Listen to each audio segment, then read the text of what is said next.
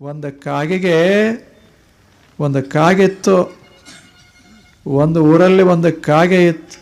ದೊಡ್ಡದೊಂದು ವೃಕ್ಷದಲ್ಲೇ ಎಲ್ಲ ಮನೆ ಮಾಡಿದ್ದು ಪಕ್ಷಿಗಳು, ಅದರಾಗ ಒಂದು ಕಾಗೆ ಇತ್ತು. ಆ ಊರಲ್ಲೆಲ್ಲ ಕಾಗೆಯನ್ನು ಬೈತಿದ್ರು. ಕೆಟ್ಟ ಕರಿ ಕಾಗೆ ಅಂತೂ ಬೈತಿದ್ರು. ಎಲ್ಲರೂ ಬೈತಿದ್ರು. ಊರವರೆಲ್ಲ ಬೈಯೋರು, ಲಕ್ಷ್ಮೇಶ್ವರದವರೆಲ್ಲ ಬೈತಿದ್ರು. ಅದಕ್ಕೆ ಕಾಗೆಗೆ ಯಾಕೆ ಅದು ಮಾತಾಡಿದರೆ ಕಿವಿಗೆ ಕರ್ಕಶ, ನೋಡಿದರೆ ಕಣ್ಣಿಗೆ ತಾಪ. ಅಂಥ ಕಪ್ಪು ವರ್ಣ, ಅಂಥ ಅದು ಧ್ವನಿ, ಒರಟು ಧ್ವನಿ. ಜನ ಕಲ್ಲೊಗಿತಿದ್ರು, ಬೈತಿದ್ರು. ಒಂದು ದಿವಸ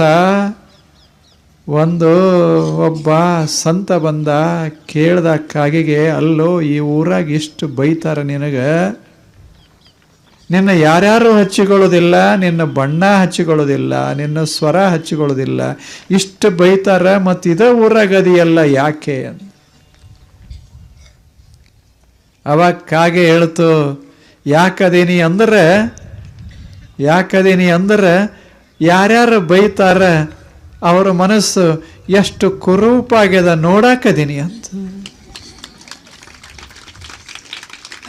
ನನ್ನ ಧ್ವನಿ ಕೆಟ್ಟಿರಬಹುದು, ನನ್ನ ರೂಪ ಕೆಟ್ಟಿರಬಹುದು, ಆದರೆ ನಾನು ಎಂದೂ ಅದನ್ನು ತಾಪ ಮಾಡಿಕೊಂಡಿರಲಿಲ್ಲ.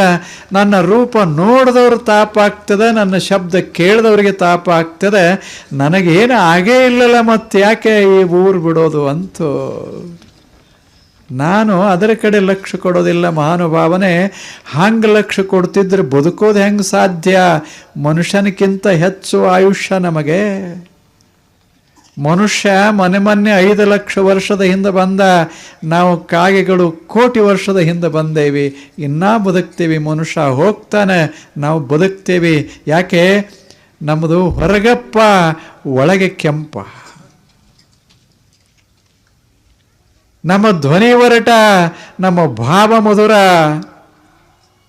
ನಾವು ತಲೆಯೊಳಗೆ ಹಾಕ್ಕೊಂಡಿಲ್ಲ, ಯಾರು ಏನಂದ್ರೂ ತಲೆ ಹಾಕ್ಕೊಂಡಿಲ್ಲ. ಯಾಕೆ? ನಾವು ಬದುಕಬೇಕಾಗ್ಯದ.